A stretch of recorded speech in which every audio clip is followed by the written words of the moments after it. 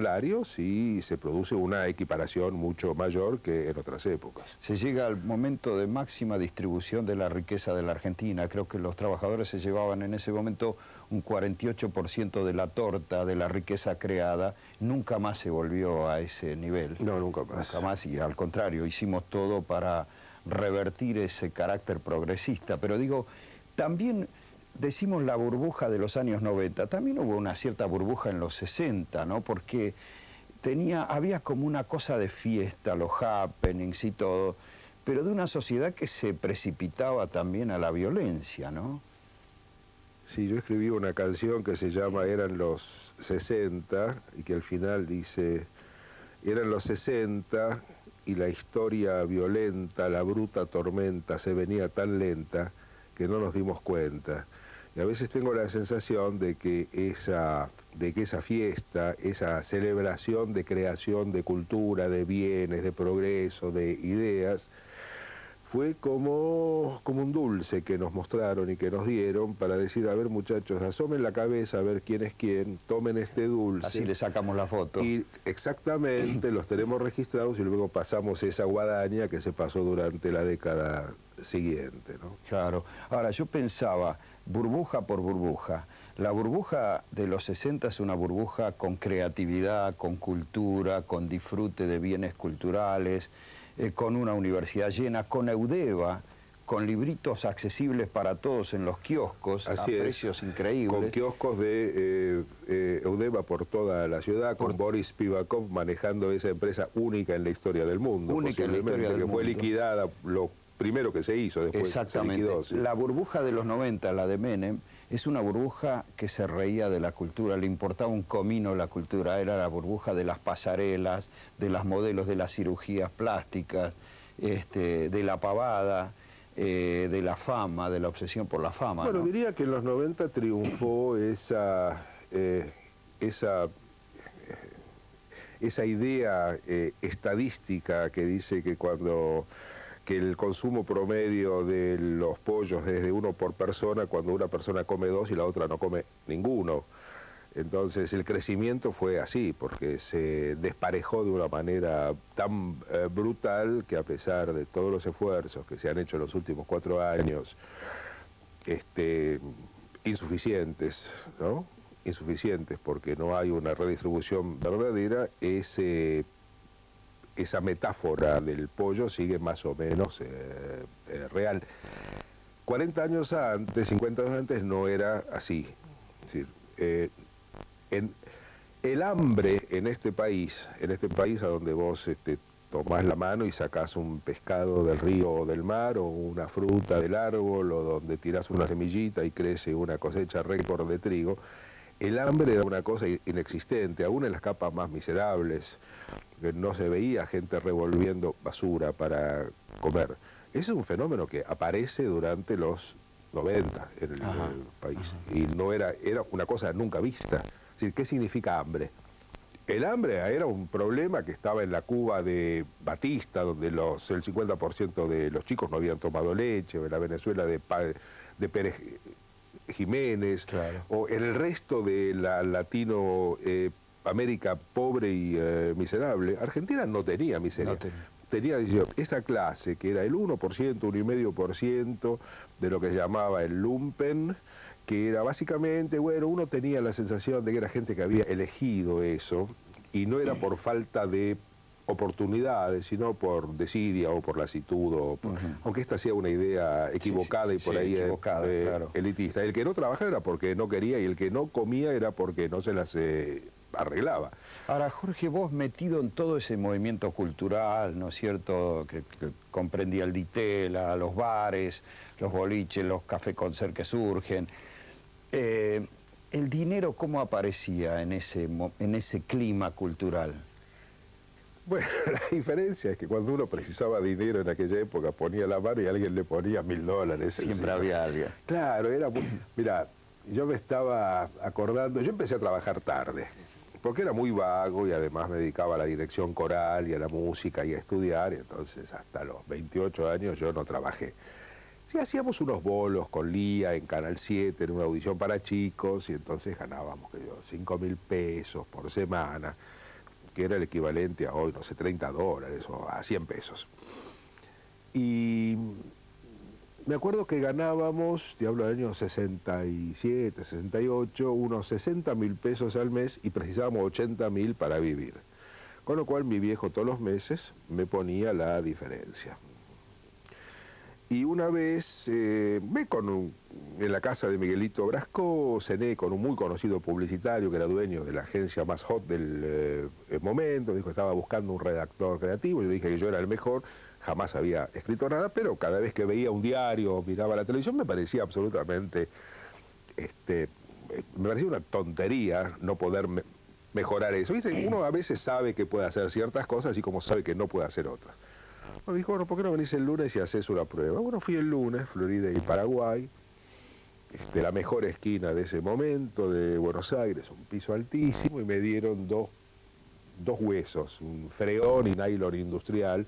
Y bueno, yo escribí un par de textos y con imágenes en 10 minutos, y parece que se habían impresionado mucho, ¿no? Entonces me llamó a la presidencia. Me dijo, bueno, ¿querés ser director creativo? Yo le dije que sí, no sabía lo que era ser director creativo. Le dije, sí, cómo no. Dice, bueno, ¿qué te parece? Te voy a pagar 150.000 pesos. Yo le dije, ¿cómo 150.000 pesos? Bueno, me dijo 200. Y yo, no, pero no me podés pagar 200. Me dijo, bueno, 250, hecho. Y entonces yo la llamé al día y digo, mira, soy director creativo y gano 250.000 pesos. Al día siguiente me compré un 0 kilómetros. Digo, era así de fácil, se repartía y había mucha plata y se pagaba y se daba y se usaba la plata mucho más libremente. Ajá. Entonces, es como, no sé si es una sensación simplemente, pero como que la plata era un simple medio y no era un fin, como se ha vuelto en las últimas décadas, donde se vuelve un fin y la acumulación es cada vez mayor y la necesidad de acumulación es cada vez mayor. Creo que eso también tiene que ver con la globalización de la economía, porque en aquella época, cuando vos hablabas tenías un cliente, no sé, un fabricante de telas, el dueño era un ingeniero textil y sabía de máquinas y sabía de fibras y sabía de procesos. O cuando tenías un cliente que era un fabricante de neumáticos, el dueño sabía fabricar un neumático, era un hombre que había pasado la vida entre el caucho y las telas y qué sé yo. Y una fábrica de helados, el dueño sabía mezclar cremas, frutas, azúcar, sabía de proceso de frío, sabía de calidades. Hoy en día las heladerías, las fábricas textiles, las fábricas de neumáticos fueron compradas por bancos, que fueron comprados por fondos, que fueron absorbidos por otros fondos, que fueron finalmente comprados por otros bancos, absorbidos por otros fondos. Y todo este mundo financiero, que es el mundo que está produciendo hoy realmente, ha hecho que las empresas se quedaran sin alma. Entonces, en vez de repartir y en vez de crear más cosas, como solamente saben crear con el dinero más dinero, propenden a una acumulación cada vez más bestial. Entonces, creo que eso tiene mucho que ver también con la inequidad que hay, no acá, en el mundo. El mundo se ha vuelto mucho más inequitativo y la distribución se ha vuelto mucho más despareja en todos lados, no es solamente nuestra claro. realidad. ¿Sí? Pero es como si el dueño de la empresa fuera el señor dinero, ningún nombre y apellido. Es que no concreto. Hay más nombres, no hay más nombres, no hay más... las empresas no tienen más... Mira, Aerolíneas estaba en su momento comandada por Pellegrini, ¿no? Pellegrini, que era Comodoro, era un piloto, era un aviador, se subía a un jet y lo sabía manejar, entendía, él podía hablar con un avión y podía oír a un avión. Y hoy los dueños de las compañías se dedican al negocio del turismo internacional y son, no sé, son cualquier cosa excepto pilotos, pueden ser a lo sumo pasajeros y pasajeros de lujo. Les digo, todo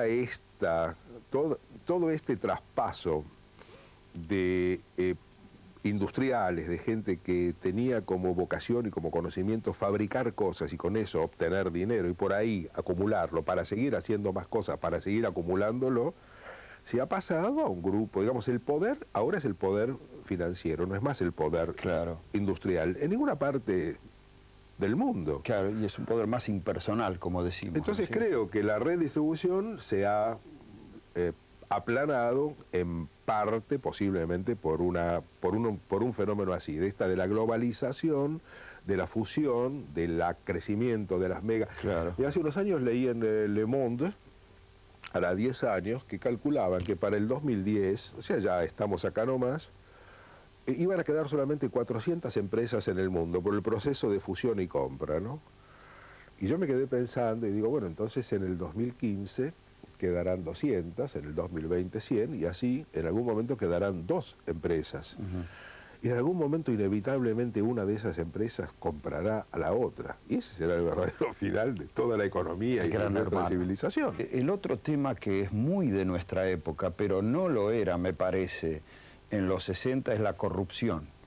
No sé si era un tema que se mentaba tanto, salvo en los golpes de Estado, que siempre los militares que hacían un golpe de Estado venían a corregir la situación de decadencia y de corrupción que había instaurado, según ellos, el poder civil. Pero no era un tema, me parece, que ganaba los titulares de los diarios ni de los medios, ¿no? Sí, yo me recuerdo un poquito este comentario cuando yo era chico, que la palabra vigilante o la palabra juez eran palabras que inspiraban respeto, y probablemente haya habido tantos jueces corruptos y tantos vigilantes o policías corruptos como hay hoy. También me parece que hoy, también es como creemos que la sociedad está llena de homosexuales y de lesbianas, y yo creo que no es así, que siempre hubo la misma cantidad, solamente que hoy estamos en una época donde hay una hiperinformación de todo, hay una hiperdifusión de todo. Naturalmente, creo que han cambiado las cifras, porque aquella vieja corrupción del 5%, histórica, inclusive creo que en Holanda el príncipe Bernadotte con la compra de los Fokker era el 5, era un 5, era como decir, claro, yo corrupto jamás, claro. Eso era 5%, se decía yo era 10%. Claro, ahora hoy se dice que... Han subido al 20 o a cifras... Bueno, hoy, claro, hoy se dice, por ejemplo, es típico el chiste que a fulano le dicen celular, porque para arreglar con él tenés que marcar el 15, digamos. Sí, sí, yo digo, la corrupción y las coimas son como los venenos, ¿no? Una dosis ínfima de arsénico, de cianuro, no mata a nadie. Una dosis correcta mata. Claro. Y entonces, bueno,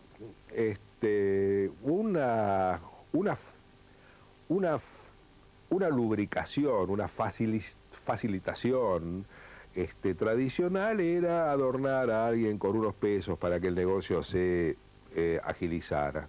Eso era normal y creo que es histórico y ha sucedido posiblemente desde la Grecia socrática hasta no hace mucho acá. Ha crecido justamente porque creo que tuvimos décadas de un enorme descaro y de una enorme impunidad. Sí.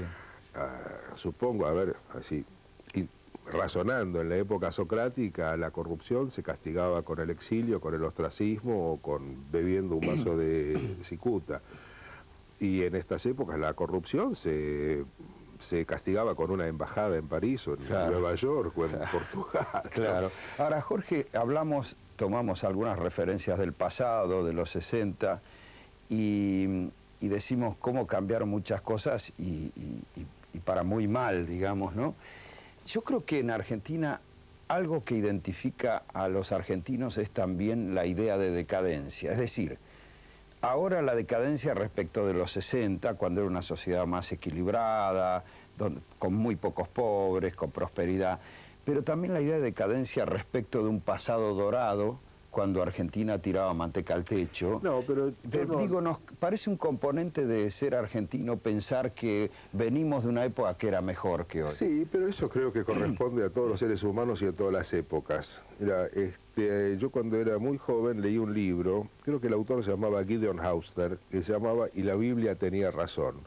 Un libro de un arqueólogo que había excavado en Caldea, y entonces citaba el caso de una tableta de arcilla caldea, en la cual el escriba se quejaba de los jóvenes, que no eran como cuando ellos eran jóvenes y que les faltaba el respeto a sus padres y que se comportaban de manera mucho más liviana. O sea, creo que esto tiene que ver con el espíritu humano y con esta cosa irremediable de cuando envejecemos creemos que los años dorados que dejamos atrás eran mucho mejores. Y yo no creo que fueran mejores. De hoy, hecho, era una época muy violenta, golpes viol- de Estado continuos, cuando hablamos de los 60, ¿no? bueno, nos moríamos de frío, no teníamos calefacción, nos moríamos de calor, no teníamos aire, nos moríamos de incomunicación porque no teníamos teléfonos, no había los remedios que hay hoy, no había medicina genética. Yo creo que toda época nueva es muchísimo mejor, aún pagando los costos terribles de este progreso. Y que, bueno, que la historia del hombre es la historia de sus guerras. Hemos vivido poquísimos periodos de paz, diría que la paz creo que ni siquiera ha existido, posiblemente no hayamos tenido un solo día de paz en el mundo simultáneamente.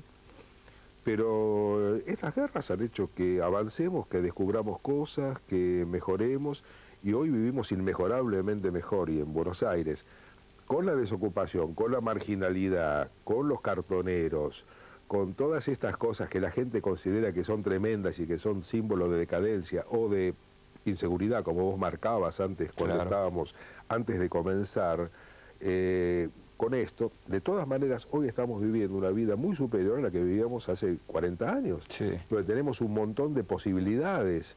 Hace 40 años nosotros hubiéramos estado muertos a esta altura de nuestra vida porque hubiéramos vivido menos, porque no hubiéramos tenido los remedios para curar nuestras enfermedades y las La posibilidades. prevención. Absolutamente. Así que yo no creo en esa cosa de que todo tiempo pasado fue mejor, todo tiempo pasado fue peor, y tuvo cosas muy bonitas que extrañamos terriblemente porque tienen que ver con nuestra juventud perdida, Sí. de cuando nos pasaban ciertas cosas que hoy no nos pasan más. Pero también tuvieron algún componente que gracias a que estuvo allí, hoy podemos sentirlo como una demanda. Por ejemplo, cuando hablamos de que se reparta mejor la riqueza, si nosotros no hubiéramos vivido una época donde estaba mejor repartida la riqueza, claro, a lo mejor no lo la estaríamos pediríamos. reclamándolo. Claro, quiero decir, las revoluciones no ocurren en los lugares más pobres del mundo, sino donde hay cierta formación, cierta posibilidad de educarse, de cultivarse, y surgen grupos que pueden impulsarlas.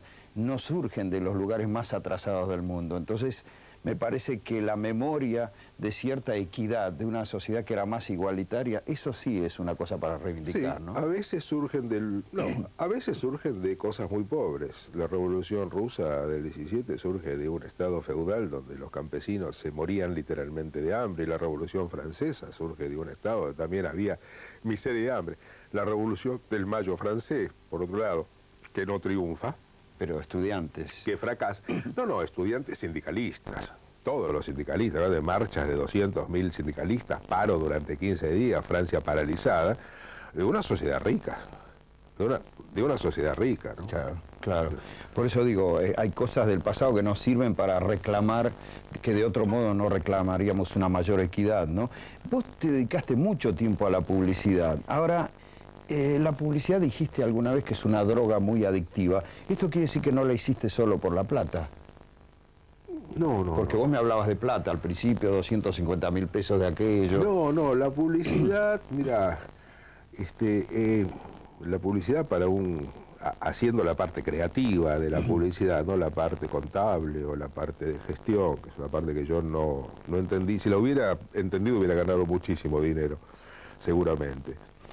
Pero, digo, es una droga porque la búsqueda de una idea que se destaque, de una idea que tenga que ver con la identidad de lo que vos querés comunicar, de lo que vos querés vender en última instancia, y el encontrar esa idea con la sensación de goce, de plenitud, de adrenalina, de excitación, de casi éxtasis, aunque parezca un poquito demasiado, de decir, bueno, esta es la solución, produce sensación de adicción. Es decir, uno quiere realmente todo el tiempo encontrar nuevos problemas para llegar a ese estado maravilloso que te produce encontrar la solución, que a veces es mejor, a veces es peor, pero que nunca se deja de encontrar, ¿no? Claro. En ese sentido, lo dije. Entonces, como que uno ha sido publicitario, o vos sos periodista, y te cuesta, supongo, ver al mundo desde otra óptica que no sea la de periodista, Claro. y la de comentarista, y la de pensador, y la de comunicador. A mí me cuesta ver algo y verlo desde otra óptica de alguien que quiere comunicar ese algo. Porque nos hemos acostumbrado a eso, por nuestros oficios. Vos encontraste justamente esas soluciones especiales y trajiste cola, como la de la piña colada, dame una piña, Carlos. Ah, bueno, pero eso se ha exhibido mucho. Eso no fue mío, para empezar. Eso fue de un redactor de mi agencia. Yo estaba de viaje, no sé dónde, en esa época viajaba mucho, y cuando volví estaba hecho el comercial. Y entonces a mí no me gustaba el comercial. No era que no me gustaba por un criterio estético, yo creía que eso no tenía nada que ver con el producto y que no iba a funcionar. Evidentemente no funcionó. No funcionó, quiero decir, no vendió. Y la publicidad sirve para vender, no sirve para otra cosa. Aunque sea muy creativo. No sirve para que se hable, ni para ganar premios, ni para que la gente lo recuerde como vos, no sirve para ni para que todas mis amigas progresistas hayan hecho una solicitada en Clarín pidiendo que se censure, diciendo estamos cansadas de golpes o una cosa así. Esto era porque decía el aviso, dame una piña, Carlos. Dame otra piña. No, eso lo de Carlos era bajame la caña, Carlos, que fue de otra agencia muchos años antes. Dame otra piña. Bueno, pero la vi y dije, bueno, ya está vendida, el cliente la aceptó, está por salir, yo no voy a ser tan necio como para oponerme, y bueno, y como dueño de mi agencia tuve que poner la cara y hacerme responsable de eso. Pero no fue un comercial revulsivo, ni revolucionario, ni produjo nada, ¿no? Yo un par de años antes había escrito otro comercial que también generó mucho rechazo, no público como en este caso, pero íbamos con en ese entonces socio Fernando al supermercado de la Panamericana, el Soleil, que había sido el primero. Entonces Fernando se había fraguado una credencial de Clarín en el departamento de diseño, entonces iba y veíamos a una señora que elegía el producto que nosotros publicitábamos, lo ponía en el changuito, cuando lo compraba, Fernando iba y le decía, señora, discúlpeme, soy de Clarín, ¿recuerda alguna publicidad? No, ninguna en especial. Bueno, y publicidad de bebidas, no sé, no. Y esta publicidad, sí, esta es espantosa, me parece que habría que prohibirla. Pero había comprado y vimos que era un éxito. Ese producto se llamaba Tía María y pasó con un solo comercial, un único comercial, no hubo otra pieza, que duraba unos 50 y algo de segundos, que se pasaba 2 veces por noche, de lunes a viernes en un solo canal, en Canal 13, durante 6 semanas. Eso fue todo. Pasó de vender 7.000 cajones al año a 100.000 cajones. Esa era la malísima, digamos. Esa era una película en la cual, un comercial en la cual Tini de Bucurt, que estaba cerca de sus 40 años y que era bellísima, estaba en una situación de tercero excluido. Ella usaba el saco pijama y Pablito Cedrón, que aparentaba 20 años, usaba el pantalón pijama. Y no sé, le revolvía el pelo mientras Pablito miraba dibujos animados. Suponía que había sucedido algo, estaba por suceder nuevamente lo mismo. Y él le mordía la mano y le decía, estúpida. Y ella le dice estúpido y él le dice estúpida. Eso era todo lo que se decía. Ajá. En una época en que, bueno, había nuevas conductas mucho más liberadas. Susana Jiménez se había puesto de novia con Darín, que era 20 años menor, y Nacha Guevara se había puesto de novia con alguien que podía ser su nieto, y todas las mujeres más o menos conocidas tenían romances con chicos jóvenes. Y dije, bueno, evidentemente esto el público, sobre todo el público femenino, lo recibió como un permiso, como un aval oficial. La televisión lo dice, se puede hacer o se puede fantasear. Pero también hubo muchísimas quejas y que la Cámara Licorista lo hizo levantar porque era vergonzoso. Una relación prácticamente era sexo puro en cámaras, ¿no? Bueno, o sea cosa de la pacatería y de la gasmoñería argentina. Claro, pero digo, la transgresión de los 60 te servía mucho en la publicidad, digamos, de alguna manera, ¿no? Bueno, yo colaboré bastante para la transgresión de los 60. ¿no? Por eso digo. Que en el año 69, a principios de marzo, en el Ditela, Cocho Paula Antonio nos juntó a Jorge de la Vega, Mariquena Monti y a mí. Yo a Jorge no lo conocía, más que de mentas,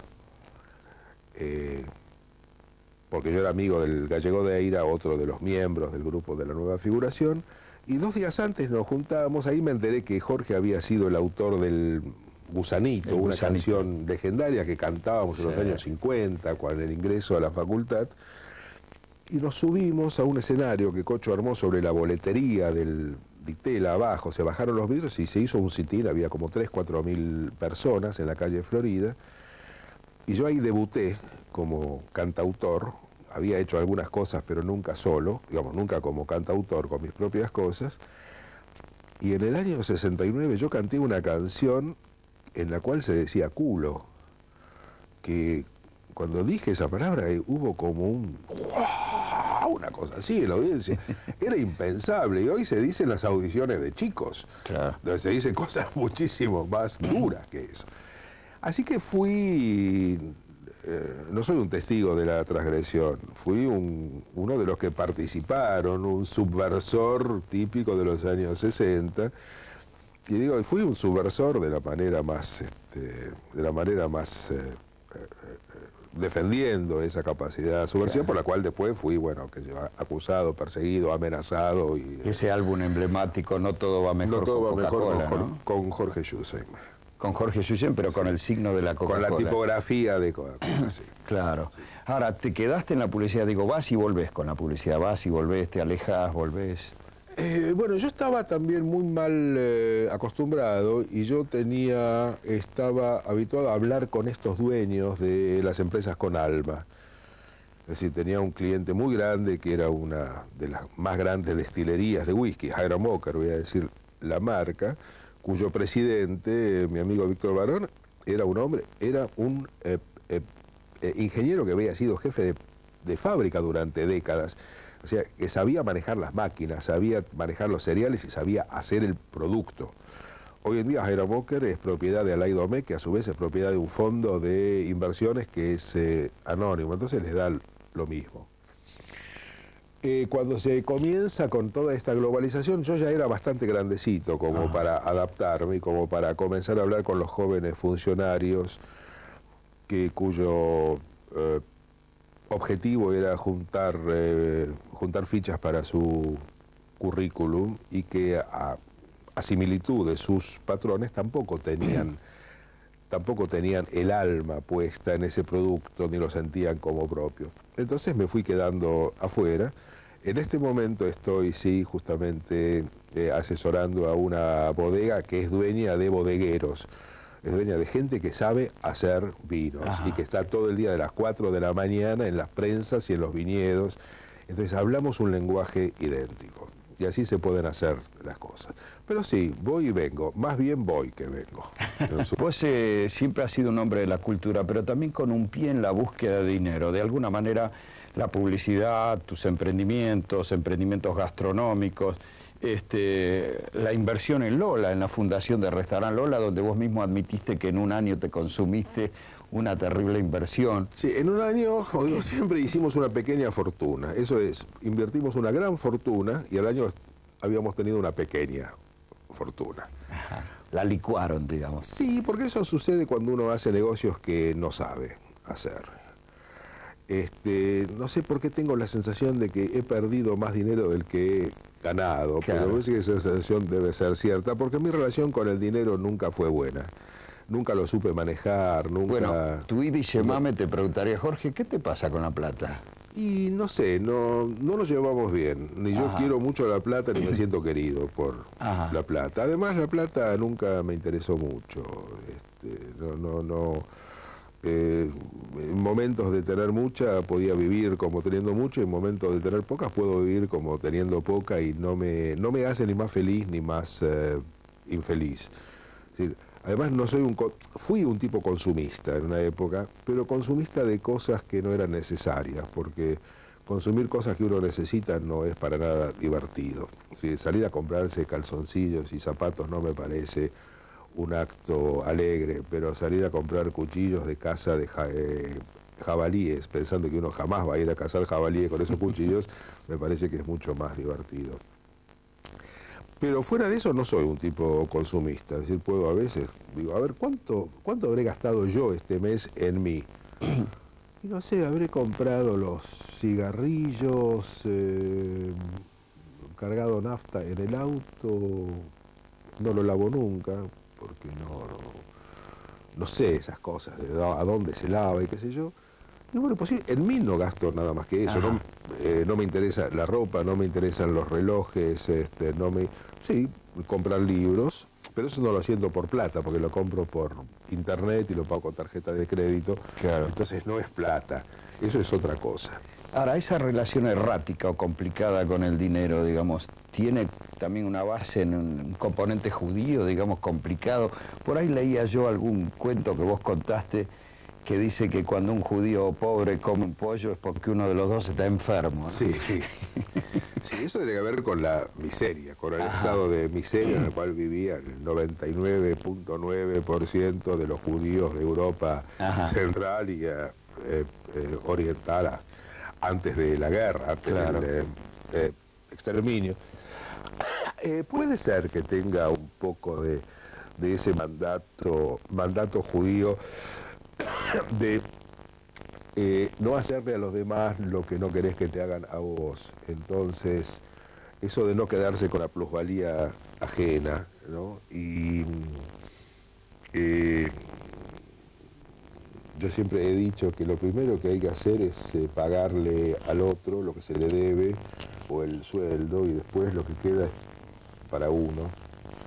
En las épocas de que yo tenía mi agencia, me acuerdo una vez con un colega salimos, un colega muy inteligente, y salimos de una reunión y no sé cuánto facturaste este año, cuánto facturaste y cuánto facturaste vos, y él me dijo, la mitad de las ganancias de nuestra agencia son financieras.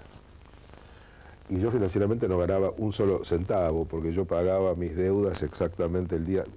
Mejor dicho, yo tenía una orden a mi gerente administrativo, a Cacho, le decía, mira, acá nunca se pagan los sueldos ni las cuentas el día que vence, se pagan un día antes, como mínimo.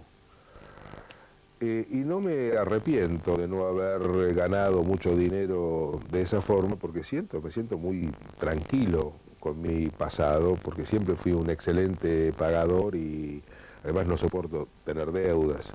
Bueno, puede ser esa formación la que me haya impedido acumular mucho dinero y ser un millonario hoy en día, ¿no? ¿Qué cosas, por ejemplo, no te compras? ¿Sentís que te hubieras comprado si tuvieras la plata? Vos allí fuera de la isla privada en el Egeo y esas pequeñeces. Un avión, porque soy piloto y siempre me gustó mucho volar. Barco tuve y lo vendí después de un temporal en el cual mi mujer juró que nunca más iba a subir a una cosa que se inclinara.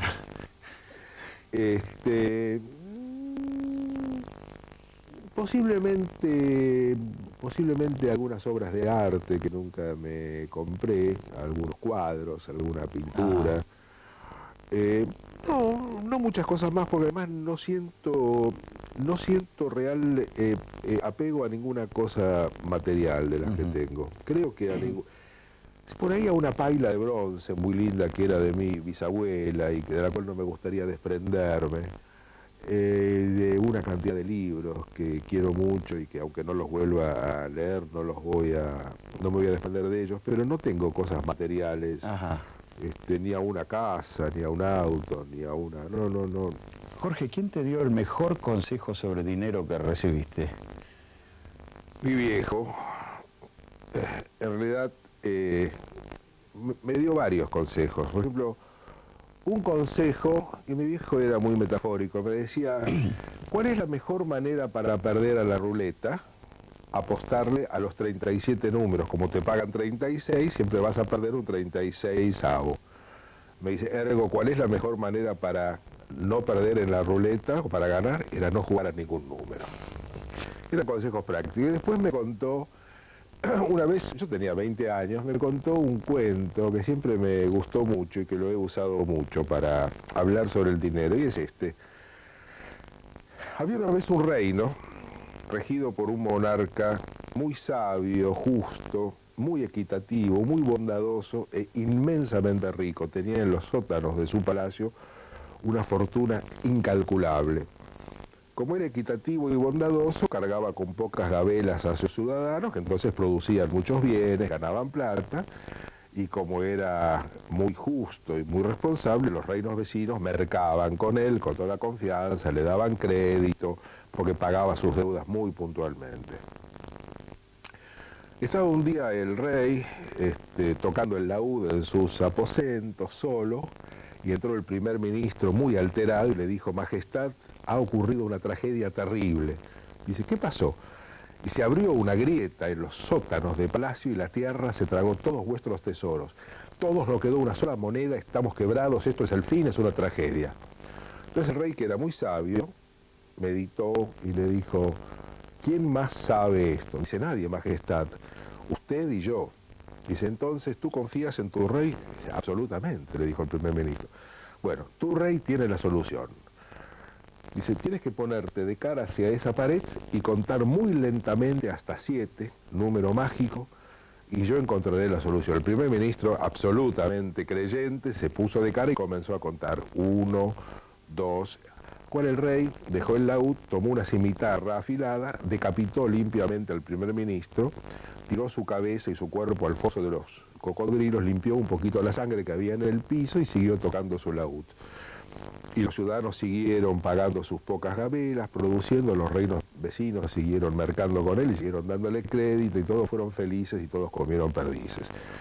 O sea, el dinero y la riqueza se basa principalmente en un concepto que es la confianza, de que vas a poder producir, de que vas a honrar tus deudas y es independiente de la observación. A diferencia de lo que pasa en nuestro país, donde vivimos durante años y décadas mirando el índice de riesgo, el índice del IPC, si es cierto, si no es cierto, si está fabricado, cuánto es la emisión, cuántas son las reservas, y no pasa por ahí. Digamos, esos son por ahí símbolos tangibles o símbolos virtuales, sino que pasa por lo que uno cree, y eso lo aprendes en la publicidad. Las cosas no son como son, sino como uno cree que son. Ahora, en lo personal, vos sos un tipo que vive temiendo esa grieta que se trague hasta el último sí, yo mango. toda la vida le he tenido siempre espanto al futuro, por eso decidí no pensar más en el futuro. Ajá. Entonces pienso en el día de hoy, suprimí el futuro por decreto, hace muchos años dije: el futuro no existe más, y hoy, el día de hoy, soy feliz, o soy regularmente feliz, o soy regularmente infeliz, y eso no significa que esta situación se vaya a proyectar al día de mañana o a los días subsiguientes. Sino un presente permanente. Sí, porque además siempre fui de aquellos que cuando caminaba bien suponía que la marcha iba a ser siempre buena, y cuando tropezaba con una piedra suponía que iba a pasar mi vida tropezando. Entonces, para contrarrestar esa cosa tremenda del futuro, me fui a la otra punta y dije: se acabó el futuro. Ajá. Y entonces soy muy feliz y estoy muy tranquilo y duermo apaciblemente 9 horas por noche. Qué bárbaro. Cosa que me ayuda a una próstata en buenas condiciones. No tengo que levantarme para ir al baño. Decime, ¿qué es lo que te gusta escuchar cuando escuchás hablar de dinero? ¿Hay algo que te guste escuchar cuando hablan de dinero? Yo pago, tal vez, o...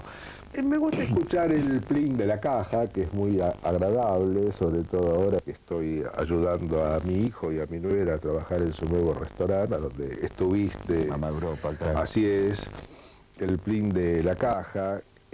Las charlas de dinero nunca me han resultado muy atractivas, fuera de esta, que me ha resultado muy cordial, y además encontré sorprendentemente interés en desarrollar el tema, que nunca me ha sido atractivo. Además, creo que los economistas y los gurúes, así como una vez creo que el prócer Barrio Nuevo dijo que este país andaría muy bien si durante 2 años lo dejábamos de afanar, creo que el país andaría mucho mejor si durante 2 años los economistas y los gurúes se callaran la boca o estuvieran prohibidos, se mandaran a mudar a Honduras o a alguna otra región, hicieran sus pronósticos allá, y acá podríamos entonces producir y seguir creciendo sin tantos temores y sin tantos abismos que se abren permanentemente ante nuestros pies. Y entonces, ¿qué es lo que te disgusta escuchar decir cuando se habla de dinero? Y justamente eso, ¿no? Justamente pronósticos. Mira, son las observaciones cercanas. Una vez alguien me había hablado sobre el tema del negocio del oro, ¿no? Entonces, el oro que se cotiza en onza troy, que digamos de que un año valía 410 y al fin del año valía 480. Pero eso no fue una línea así. El negocio del oro, me dice, cuando era un experto en oro, cuando vos lo mirás a cada 30 segundos, hace una cosa tremenda. Entonces, si vos lo mirás, creés que te empobreciste y que te enriqueciste cada 30 segundos. Y no es así. Son las tendencias. Creo que después de las sucesivas crisis que tuvimos, y sobre todo de la época de la bicicleta, de la época del proceso, de la maldita época, todos nos hemos vuelto como, entre comillas, o creemos habernos vuelto expertos en economía. Entonces, todos nos dedicamos a leer, bueno, El Suceso de ámbito financiero, que es un diario especializado y que ha llegado a vender no sé cuántas decenas de miles de ejemplares en su tirada, y todo el mundo leía, y todo el mundo se fijaba en el precio del dólar afiebradamente, cuando las grandes tendencias son como en el mar. Uno ve arriba que hay olas o que está en calma, pero por debajo las corrientes submarinas son siempre las mismas, independientemente de lo que pasa en la superficie. Nosotros miramos la superficie, no miramos abajo. Y abajo las cosas son mucho más estables y mucho más coherentes que lo que pasa. Entonces me enerva ese ruido, ese ruido que se produce, en la cual los economistas y los medios que los difunden están haciendo un barullo y un batifondo y creando sensaciones tremendas de lo que nos va a suceder, que generalmente no nos sucede. Y además, si nos sucede, nos sucederá independientemente de esos vaticinios y de lo que uno pueda hacer para protegerse. Es como el granizo. Claro. ¿No? Jorge, para terminar, ¿cuál es la mayor alegría que te dio el dinero? ¿Alguna alegría te dio? Y haber podido llevarle a mis viejos 1 kilo de caviar, por ejemplo, a veces, o arenques holandeses, y ver cómo lo disfrutaban. O haberme ido, qué sé yo, a París a estar un mes escribiendo con Alfredo Arias y con Marilu Marini hace unos años, es decir, y lo puedo hacer y puedo estar tranquilo y podía estar en mi hotelito, irme a cualquier restaurante y no tener que fijarme en la línea de la derecha para elegir lo que figuraba en la parte izquierda de ese menú. Digamos, cosas así, muy hedonistas, que tienen que ver con el placer sensorial, con las cosas que siempre me han gustado, que es básicamente comer y chupar, ¿no?